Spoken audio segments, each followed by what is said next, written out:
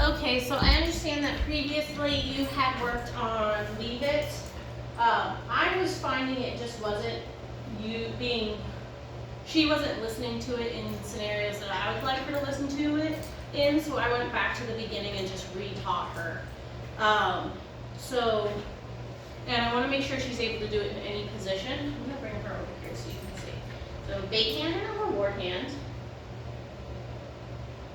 And I'm going to hold open. I got some ground turkey as bait. Leave it. Yes. And I'm going to reward from the opposite hand. Whenever you're practicing this, it's important she doesn't eat the reinforcer or the bait. Leave it. Yes. I'm also going to throw the reinforcer because I think she thinks that's pretty fun. I'm going to take her leash off so she doesn't get it dirty. This is a farm, so some of our stuff does end up getting dirty.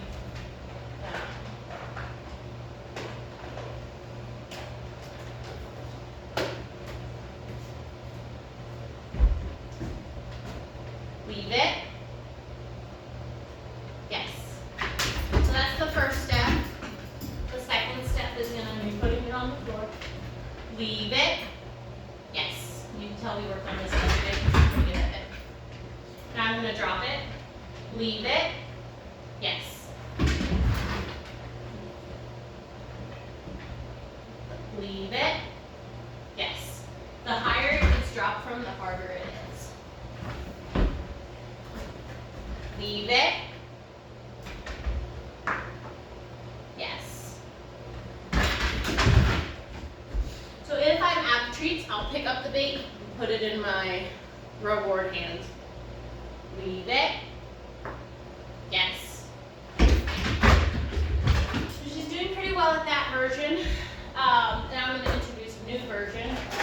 I got a little Tupperware with her, a little bit of her dog food, some fresh pet, some chicken breast, so all sorts of good stuff is in here. She likes the combination. And I'm going to see if she will leave it with the lid on at first. So distance, duration, distraction. How long am I asking her to leave it for? How yummy is the temptation? And is the temptation going to be distraction too? Leave it. Yes.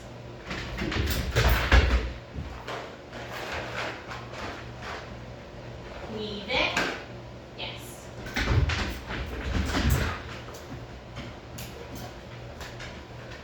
Leave it.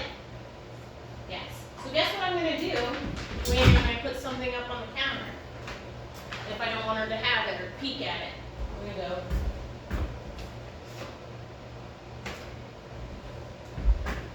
Then, yes, I'm going to reward it.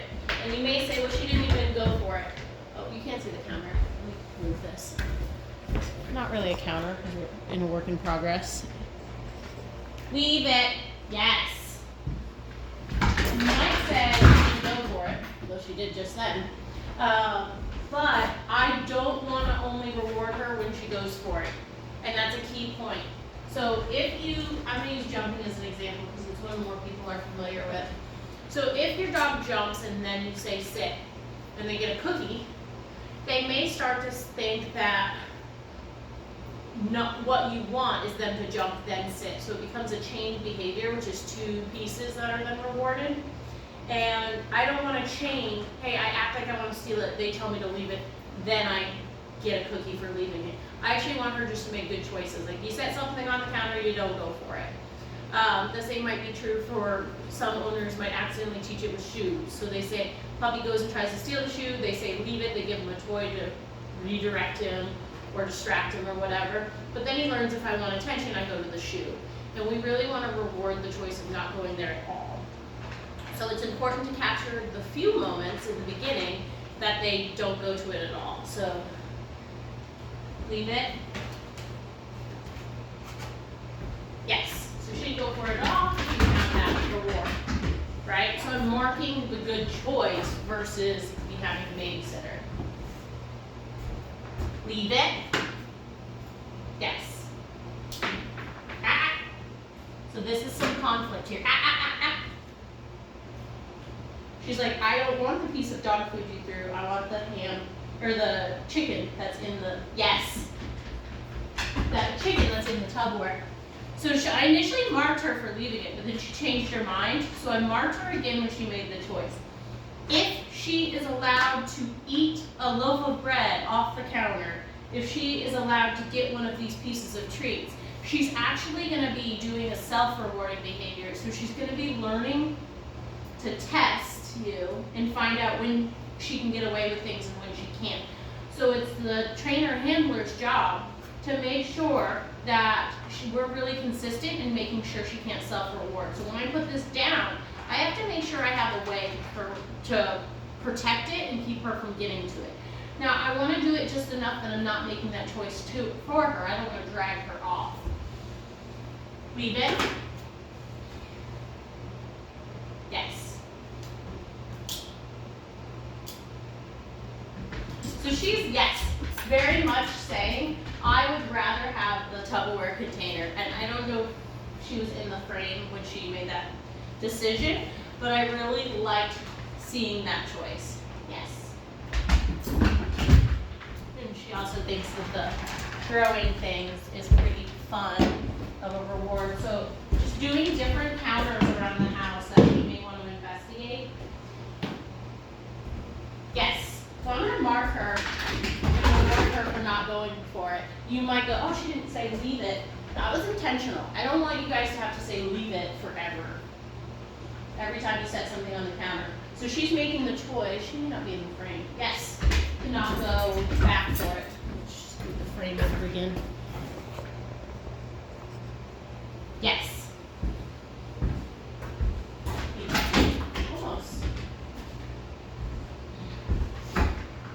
Leave it.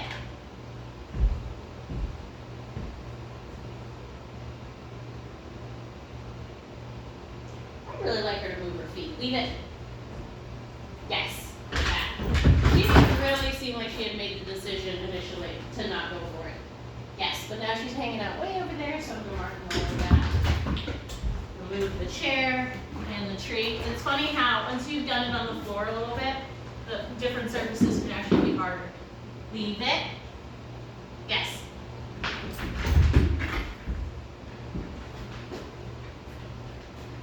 Yes. And there is that important moment that I was talking about where you have to reward them, yes, for not going back and trying to steal it. You want them to get rewarded for just leaving the treats there on the chair or leaving them on the counter and having that success. You may try. Leave it. Yes.